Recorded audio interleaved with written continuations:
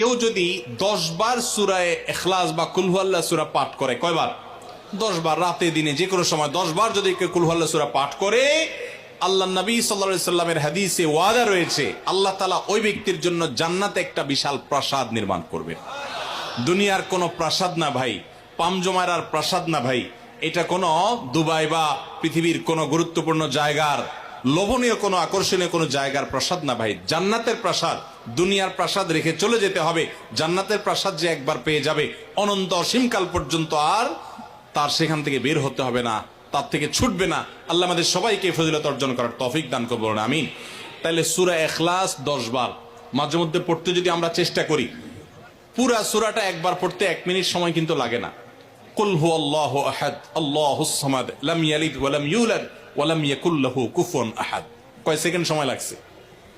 20 second, 25 second. আপনি চাইলে 1 মিনিটে 3 বার কুল হুয়াল্লাহ সূরা পড়তে পারেন, তার মানে 1 মিনিটে পুরো কোরআন খতম দেওয়ার সওয়াব আপনি লাভ করতে পারেন। তাহলে অবসর সময়গুলোতে আমরা মুখস্থ তো সবারই আছে, পড়ার চেষ্টা করব না ইনশাআল্লাহ? আল্লাহ আমাদের সবাইকে তৌফিক দান করুন।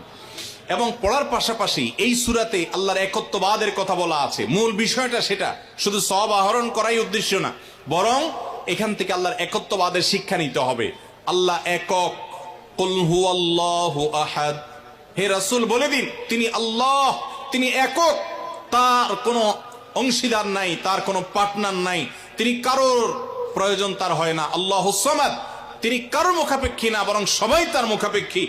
লাম ইয়ালিদ ওয়া লাম ইউলাদ, তাকে কেউ তিনি কাউকে জন্ম দেননি আর তাকেও কেউ জন্ম দেয়নি।